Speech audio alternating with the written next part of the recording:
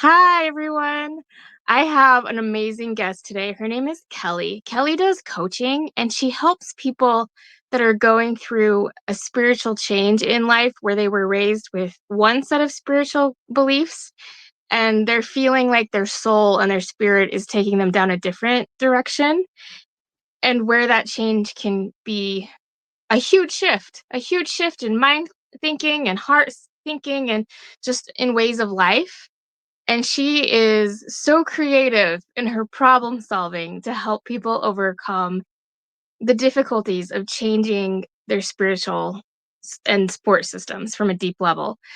So, with that introduction, I would like to turn the time over to Kelly to first go ahead and give her introduction. And then, based on that, I can ask her some questions and she can share from her plethora of experience and knowledge. Cool. Thanks. It's so great to be here with you, Tasia. Thanks. It's always interesting to me how other people perceive what it is I do. To hear it from your words, I'm like, oh, I hadn't thought of it like that. But in my words, what I do is I help people change their relationship with themselves, to be able to come home to themselves, to be able to come back into who they are, who they're here in this world to be, instead of trying to be what other people expect. Changing that relationship with yourself involves lots of deep work and often really scary to be able to face the emotions that we spend our lives avoiding.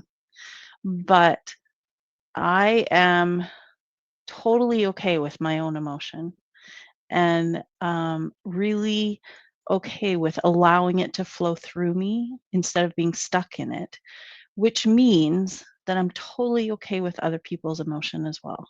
I don't need to feel threatened. I don't feel like I need to stop it or soothe you so you stop feeling bad. I can just hold space for you to feel what you feel so that it can be released, so then you don't have to be stuck in it. So that's what I do. I love that. And just in the last 2 minutes that we've been recording, I've noticed myself slowing down and moving Mm. from more into my parasympathetic nervous system. So it's like just even in this little bit of the call, like my own nervous system is like recalibrating to more calm. Um, I think it's kind of interesting. I'd like to tie what I said with what you said because I do feel like there's a big overlap and it's just Mhm. a matter of perspective. So a lot of the time when you're raised with certain ways of thinking, and it doesn't even matter, like there's so many different contexts. Like I've worked with my own clients with some of this coming up, and it's like the belief systems may be night and day, but basically if if the authority on your life is like outside of you, if it's externalized, and that's done with a lot of fear, like lot of fear programming so that you're afraid Yeah. of things. um there's a double-edged sword in trying to heal because it feels unnatural, which triggers a fear response even though it's Yeah. natural. It's kind of like you've been taught to alienate that part of yourself, so Yeah. it's scary, Mhm. and it feels both innately scary on the inside and outside. You've been taught that like maybe that's wrong. So um it's like a dichotomy of fear and love is kind of an interesting thing because it's like Mm. the fear outside and the fear inside, and the love outside and the love inside. And it's like the ideal relationship that you grow up in is like love from all your support, your family, your society, all that stuff. And then you get that really like secure attachment and it's easier to come home. But it's never perfect because life's on you. So I just kind of like the idea of coming home may not always seem like the answer when you feel Yeah. like you're recovering from something that took you away from yourself and where the authority felt like it was outside of you. Yeah. Um, but it is inside. So it's like, but if you haven't learned to listen to it, it's like the answers are inside of you. But it's like how that feels like a platitude if you don't have the foundation, Yeah. which is in another of my videos. We talk a little bit about that. Yeah. But one of the things I love about your approach is you have an immense amount of compassion. Like Mm. your container, your heart space for like my hands are off screen because it's so big. Like it doesn't. It's like it's kind of as big as possible, but it's much bigger than that. Mm. And you're slow and methodical in how you approach things. Um, I would like to ask you a few questions about how you create safety for people beyond that. Are you okay with that?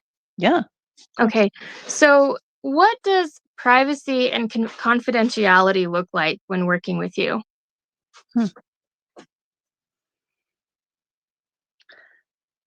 I think that okay, privacy and confidentiality as far as talking about what's going on in a coaching session to other people, is that what you mean? I do because I like if you're a therapist, there's certain professional guidelines. And I have learned within certain coaching groups, so there's like the International Federation of Coaches, like they Yeah, have a really strong ethical bond. yeah, But I think that safety is such an under discussed yeah, need for yeah, people in such a vulnerable position. Like if you yeah, have lived with a lot of grueling externalized power plays mhm, going on and you're trying to get inside, the fear factor is up a lot. Like yeah, you have to navigate a lot of internal fear on top of still having to handle your everyday life. And the last thing that you want is to feel like something you told in confidentiality or sharing with other people. Um, like maybe if you're in a group coaching session and someone is like, "Oh my gosh, you'll never believe what this person went through," and they share it with their spouse. I've actually had yeah, that happen. I've also mm, had people record calls and share them in ways that were not discussed to begin with. yeah, And I think it's so powerful to know from the get-go that somebody is safe and right, how they're safe. yeah, yeah. Um, I I don't know, it's not something I spent a lot of time thinking about in the details because it seems so normal to me, where, Yeah. It's well, because your integrity's high. yeah, yeah, I guess, and because I haven't been betrayed in that way, so I haven't had to fight for it. Um, but when someone is talking to me about their deep things, well, of course I would hold that um, in a safe place for them. And I don't have a spouse, so I don't need to talk to them about it. But um, when I do group sessions, then yeah, I want to be really careful that people both understand if they're on camera that it's not something that is really private, but also that um, that there's agreements with the group that's there that this is what you can expect. If this is a video that will be shared, then hold the more private things private instead of talking about them. But I don't know.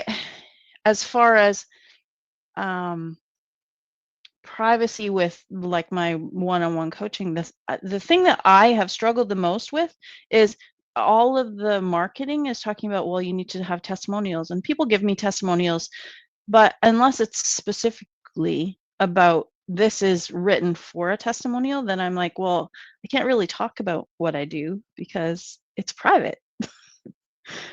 Which Yeah. is, like, how do you even do that? And I think the therapists struggle with that same problem. But I don't know. I'm so used to going so deep with people that yeah, it's a sacred space, and I would never want to betray that or taint it by talking about it in a way that isn't protective. I don't know. I don't know if that answers your question. It does, it does. What I'm hearing is that it never occurred to you to be anything but ethical with people's most personal private information.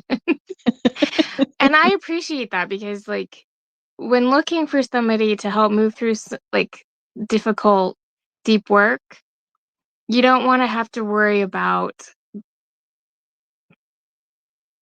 things that should just be implicit when you're working in that level of work. Like, Yes. you shouldn't have to be like, no, wait, are you ethical to share this with? Yeah. You would just hope the other person would just know that that's kind of an inherent expectation. You would, And but yet, yeah. And I've had, and it's trust not takes just me, like time I've to known a lot of people that have worked with coaching or mentoring or, something in that capacity where it's like they're trying to do some type of self-improvement one-on-one or in groups, and maybe like they felt their privacy and their private information, their vulnerable information. And I think that like we have all seen the posts where somebody uses very personal information about their client as a marketing gimmick, and that never feels good, especially when it's yeah, you, I imagine. yeah. I mean, it's like, well, how do you I don't know. Something I haven't wrapped my head around, let's just say. I'm not sure how to do that. Yeah, there is an art to that. Yeah. So now that we've discussed a little bit about the containers, you go deep. You're very comfortable with yourself, so you're very comfortable with other people bringing the deepest parts of them into the container for work. Um, you honor that space is sacred, and you set the setting, that expectation, with the knowledge that if it's recorded, it's not foolproof. Right. Um, I don't know if I used that right. Anyhow, I want to get into your actual work now. Okay. So, when a person Well, can you talk a little bit about, like, the clients that you work with and then how you work with them and how you help them move? Because a lot of it's about starting over. I know Mm. I was going to turn over to you, but I do wanna provide a little more context first. Mhm. With the channel, I really wanna have resources for people that are starting over, and maybe they need a little hope, they need a little inspiration. Um some people are really good at, like, doing it themselves, but sometimes it's too much, and there are resources, and it's like you're such an amazing resource for people. So Mhm. that's kind of what I wanna delve into this, like, talking about what your clients do, how you work with them, and the transformation that they have when they're working with you. Okay. Um, I work with women, usually entrepreneurs, but not always, that are already usually familiar with the personal growth kind of journey. So, not like, what do you mean I have to have emotions and be like, not because of what I do, I just go deep. So if you're just starting on the beginning of recognizing that, yeah, you need to start there, well, I can help with that, but I'm a lot more effective when you're ready to do the deeper stuff. But um, whether you have come out of harmful religion or like a high control environment, a toxic relationship, or just like a life of people pleasing and that crap that so many of us live with, that stuff that we carry from our past just weighs us down and hold us down from being who we're trying to be in this life. So in my own journey, I spent so much of my life disconnected from myself in religion and just that messed up, toxic relationship kind of stuff. So my journey has been coming out of that and how to reconnect with who I am. Who am I here in this world to be? What is it that I'm becoming? What do I want to become? Instead of what is someone else trying to tell me to be. So that's been my journey, and that's something that I help women to do. I work with women mostly just because when I talk to men about this stuff, they're like, "Huh?" Not all of them, but most of them just don't get it. So I just find it easier to work with women, but we all have to specialize. Yeah. But yeah, so in who I work with, it's usually female entrepreneurs of some kind, and that are just wanting to s- let down those weights and take off the burdens that they've been carrying from the past that are holding them back from becoming. Does that answer your question, I think? Yeah, it does. Okay. Um, I have a question, I'm just trying to figure out how to phrase it. So, like, I'm thinking. So in an entrepreneurial journey, sometimes you think the problem is like strategy or implementation, and it's actually like a deep-seated. So like, can you kind Every of talk about freaking time. what was that? Every time. Every time. Oh, you know what I think is a really good question because that will speak to what I'm trying to like get to. Can you talk about the experience you had? It was in a post, so I'm assuming it would be okay to share. When you the rabbit versus the tiger? Oh, yeah. That was I did this session with someone.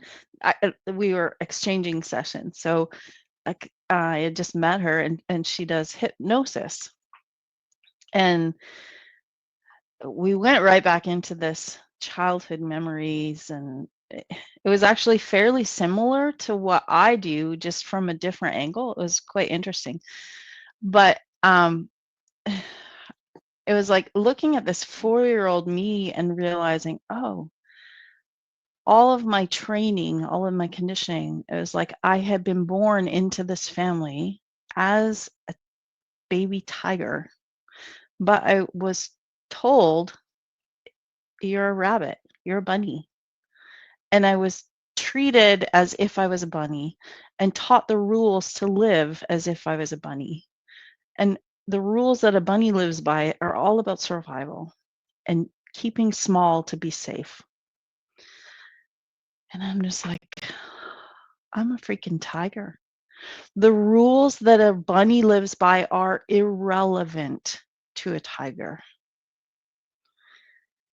That's such an interesting take on like the ugly duckling is what came to mind when you were telling that, like the tiger born into the bunny Yeah, family. It's like mind-blowing because you're right, the rules for the bunny family are irrelevant to the tiger. So the tiger has to learn how to tiger. Have yeah, you had to learn how to tiger? oh yeah. And that is facing the deepest fears that I've had all of my life. That's how I've learned. I had this other session where I was I saw this cord of energy that was like plugged into my gut, and it was feeding me shame as if it was nutrition. Wow. It wasn't meant, it hadn't been put there to hurt me. It was put there with the belief that it would help me, that it would feed me, but it was shame. And that, I mean, that's so much of religion and all of that stuff. That's what it does. It teaches you shame. And I looked at it and I was like, instead of just trying to cut this cord off and get rid of it, I looked at it and said, what is it that you're trying to teach me? What is it that you're giving me? What is it that you're helping me to become? And as I asked that question, I just knew, okay, this is what has taught me to fight to define who I am.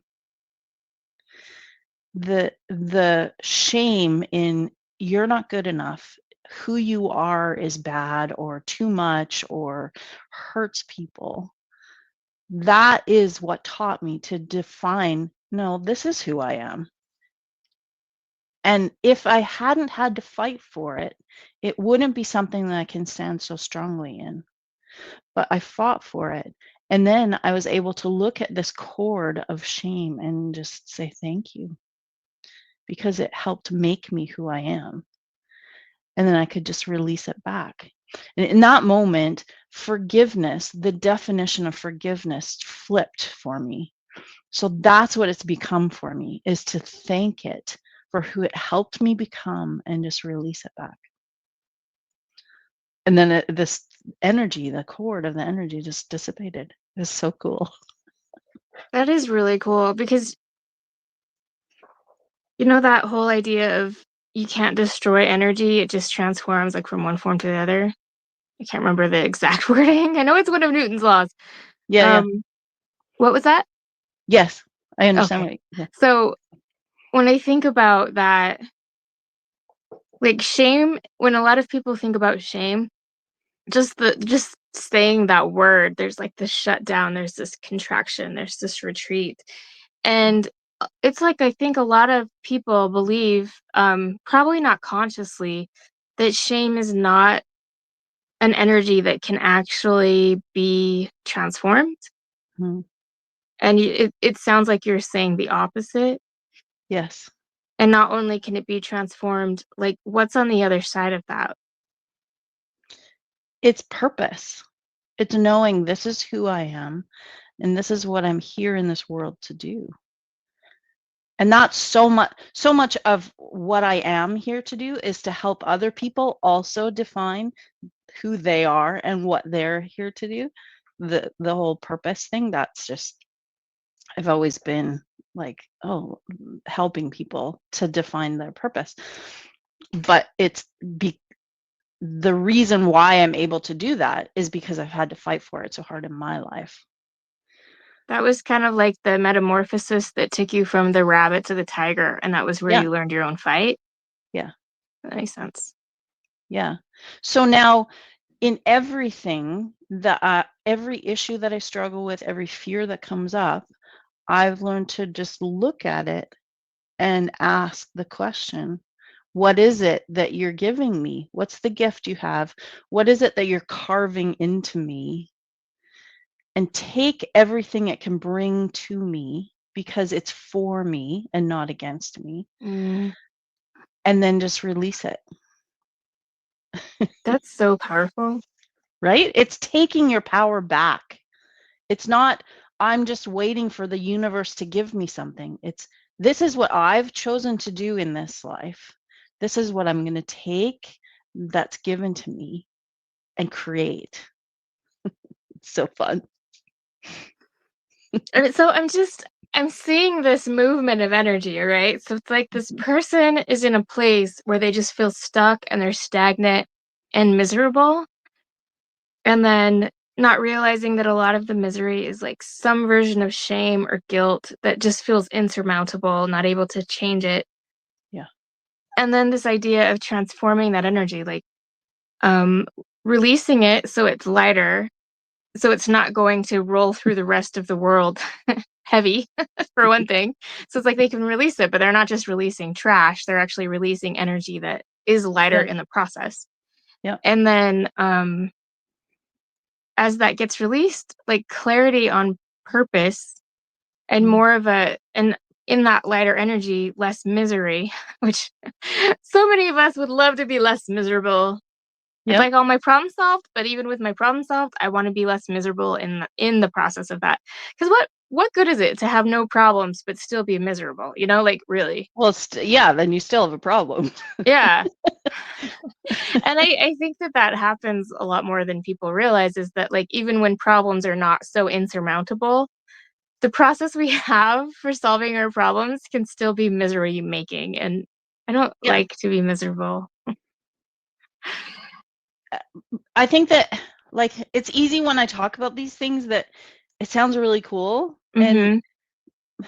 but you also have to understand it's not a mental switch that you make. The process to get to that place where I made that change was allowing the emotions that were stored deep down to come up and feel them, cry them out, allow them. I like journal pages and pages of stuff. So it's not easy, and I'm not trying to say that it is easy.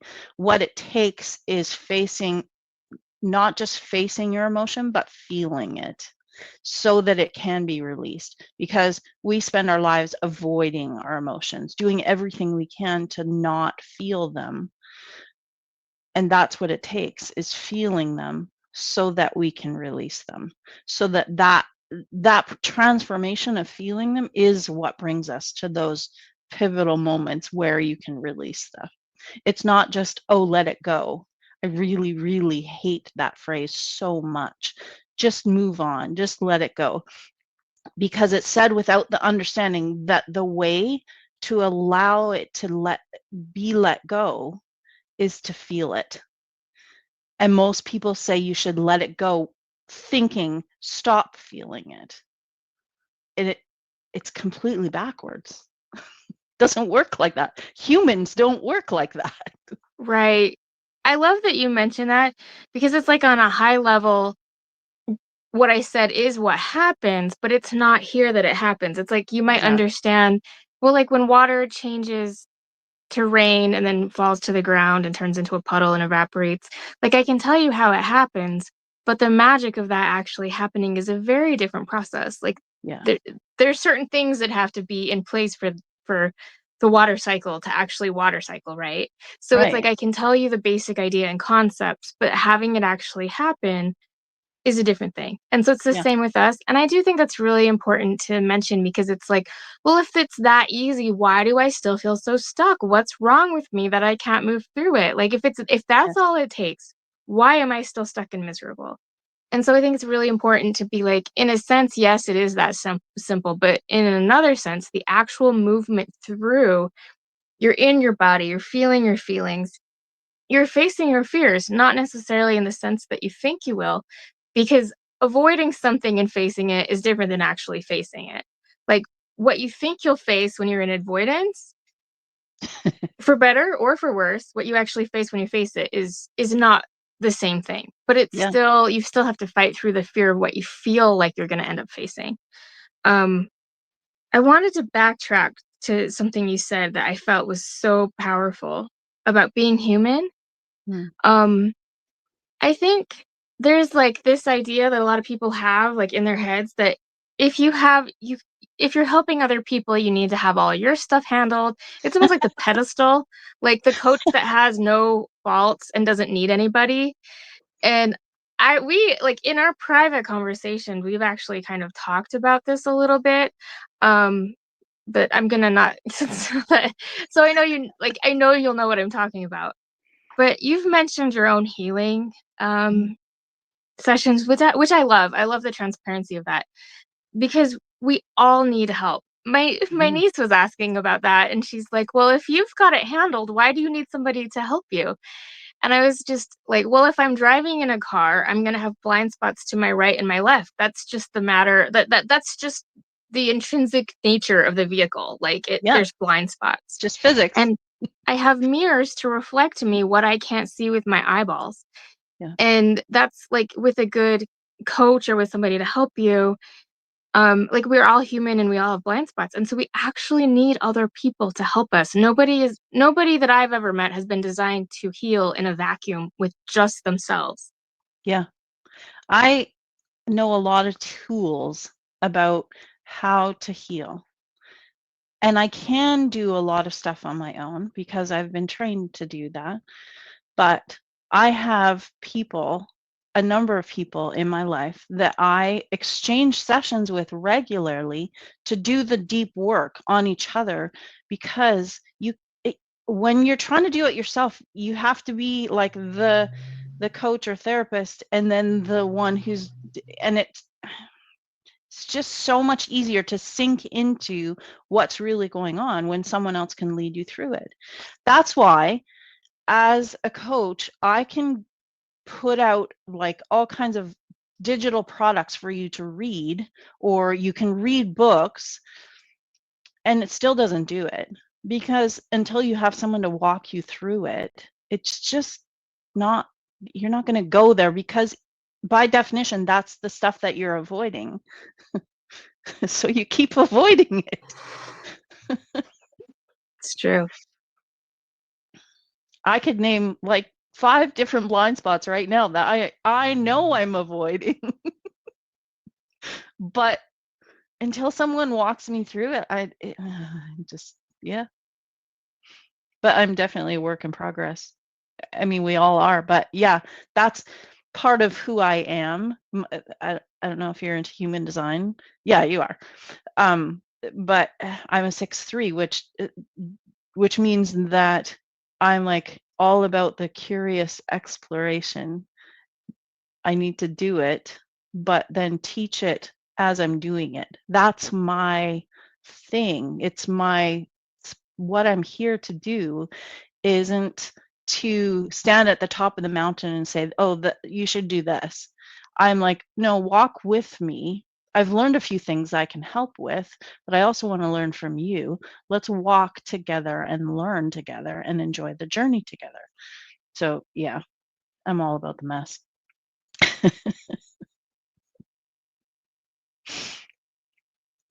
There's another question that I'm trying to like formulate. When you said walk with me, it just reminded me of Jesus, and I was like, oh, like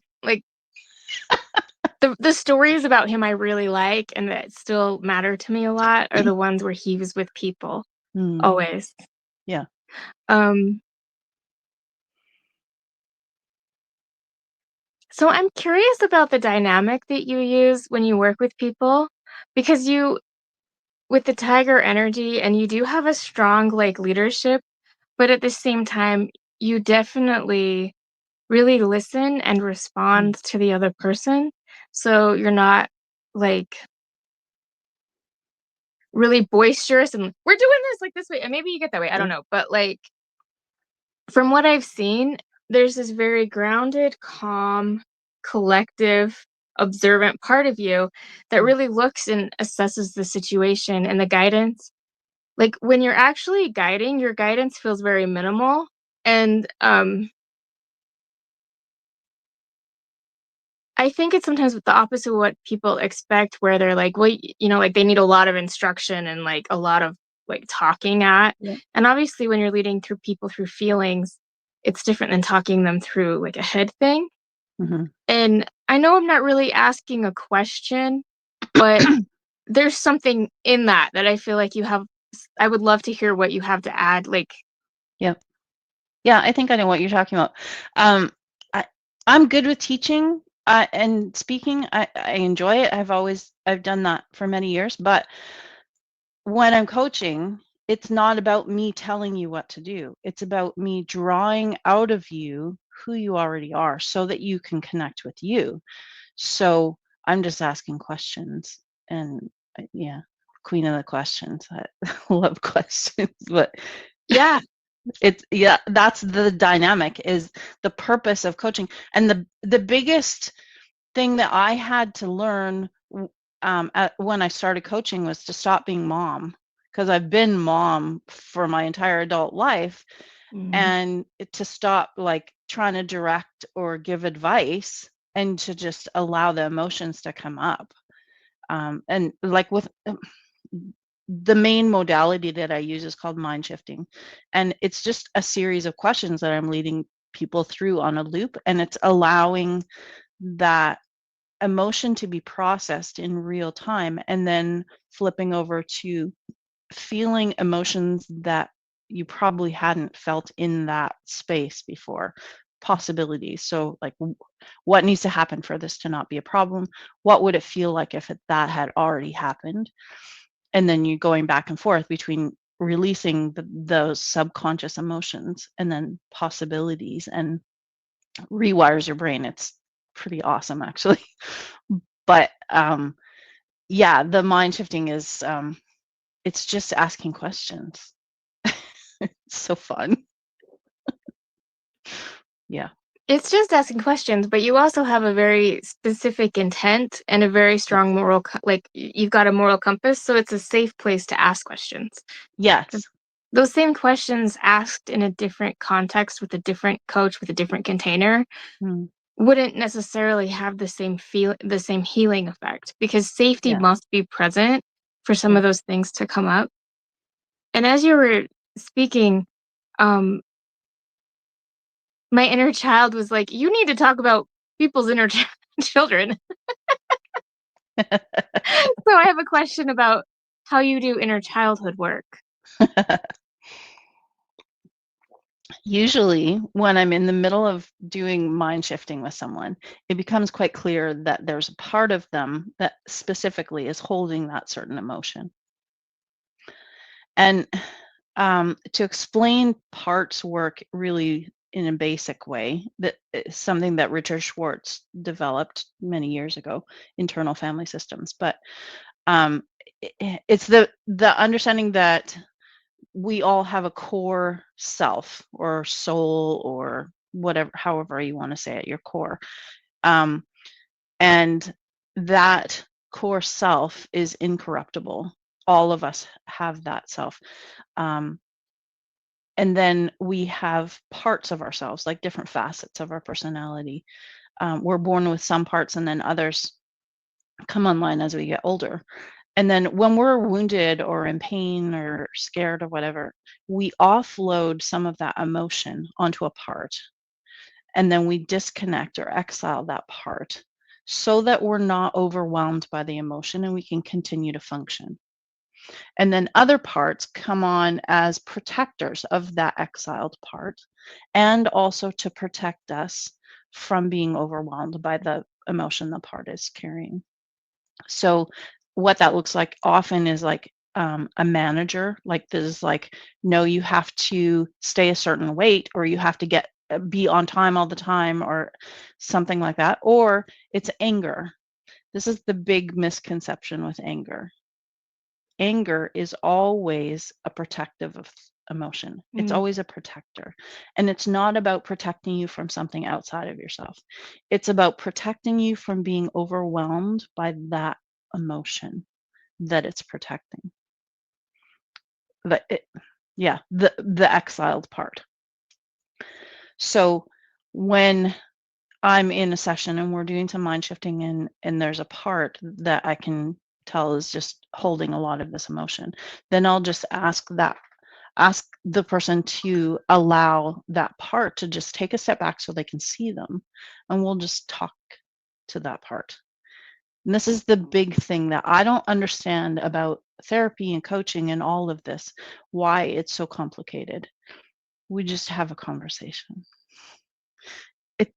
You don't need all the words. It doesn't need to be masculine and feminine energy or all the things that people try to make it be. You just have a conversation with this part that is usually a child, because when we're children and we're hurt, and then that part becomes stuck in that age, and it usually sees you as stuck in that age as well, which is why they're still trying to protect you. They think that they're a 5-year-old, but you're a 5-year-old too, so they need to protect you from that feeling again.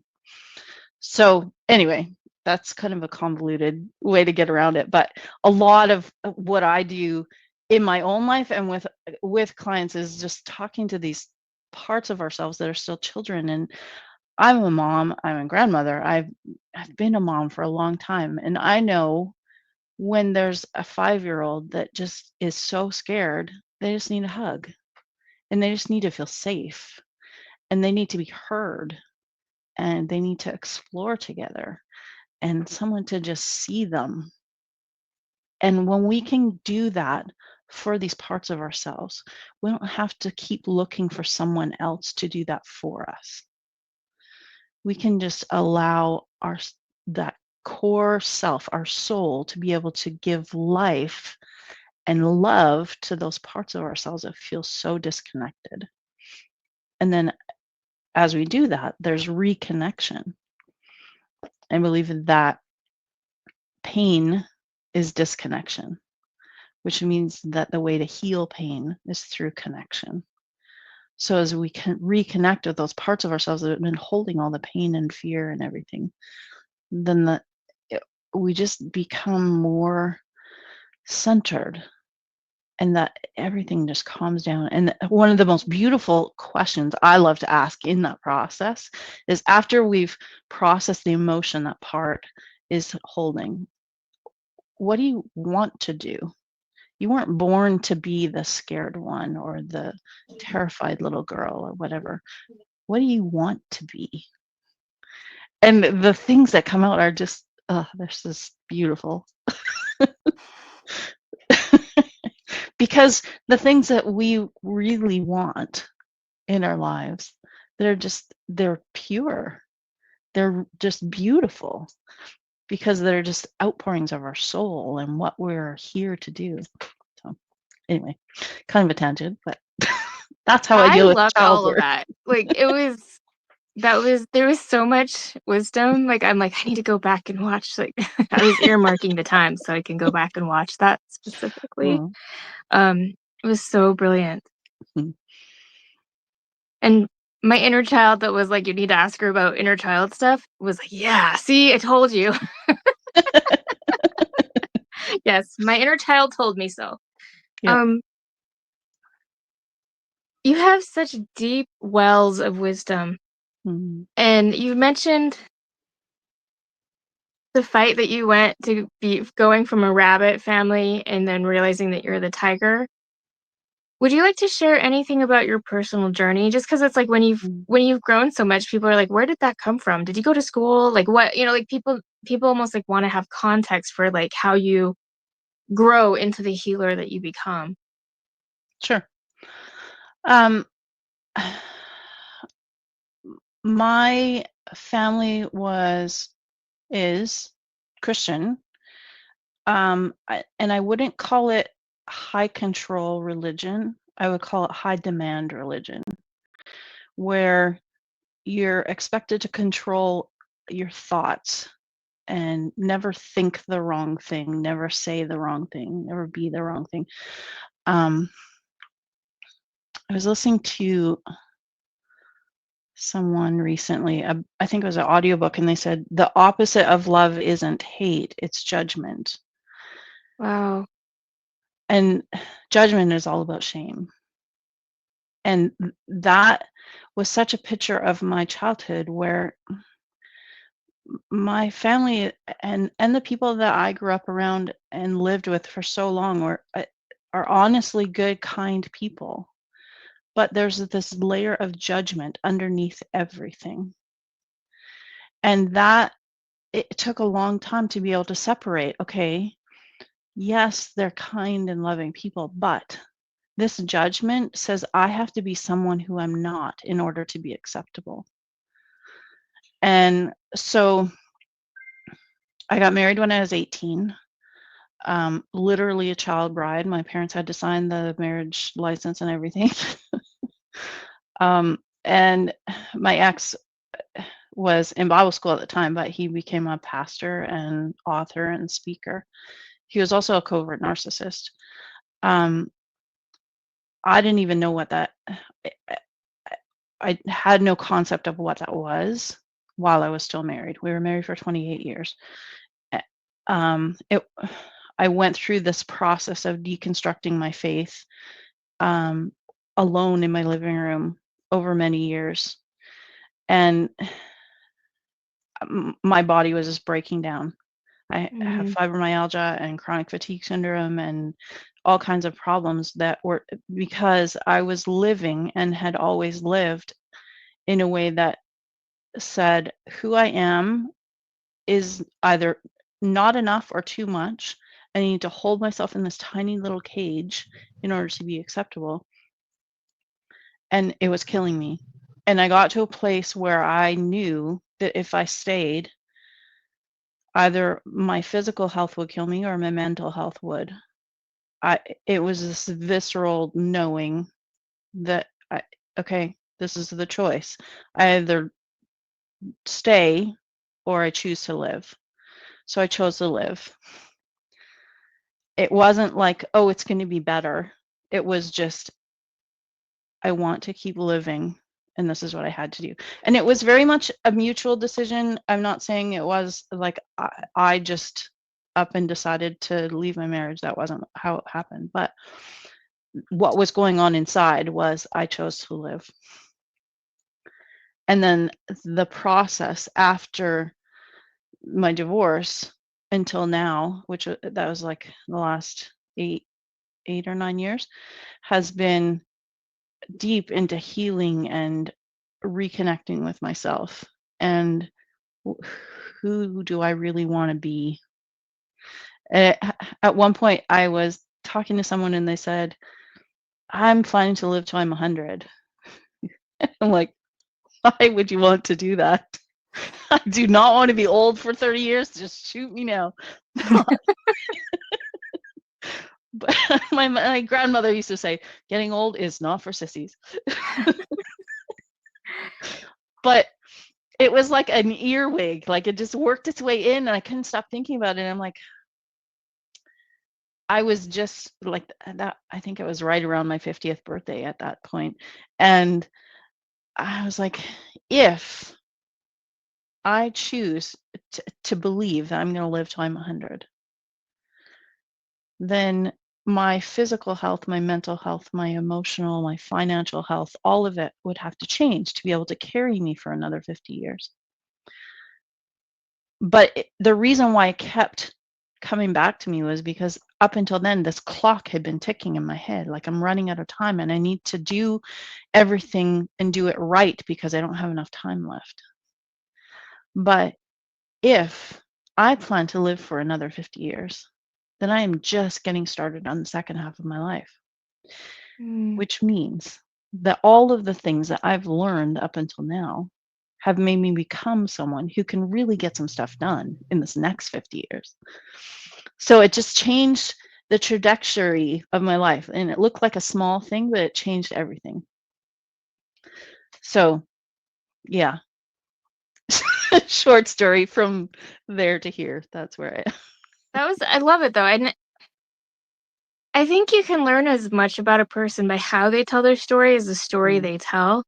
yeah, And a lot of times it is the small things that, like, the big things might create space where change has to happen, yeah, or some type of catastrophe that there's really not another option. Change is inevitable.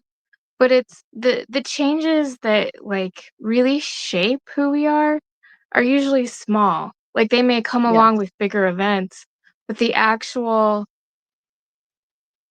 like, the places where the real transformational pivots happen are not always these overwhelmingly large events of, like, someone yeah, died or an accident happened. I mean, they can be, but they can also be really, really just like, "Oh, wow." And then just in that one realization or that one awareness. And then it's almost like the discipline to make decisions that go along with that awareness, that go yeah, along with that realization. So I guess it's kind of like you also have to really want to cultivate it when those little changes present themselves as a chance to grow into something else. Um, yeah. But when you are really aligned with, okay, this is where I'm going because it's who I am. It's not, I just want to lose some weight. It's, this is who I am and I'm going there. It doesn't matter what's going to happen. Then all of the other smaller decisions, it's not about working up your motivation. It's inevitable. I love that. It is. It's inevitable. Yeah, I am in. That's like Thanos from Endgame. I am an inevitable. I love that, but like for good, not for. World destruction. Yeah, we try to Yeah, avoid yeah. that.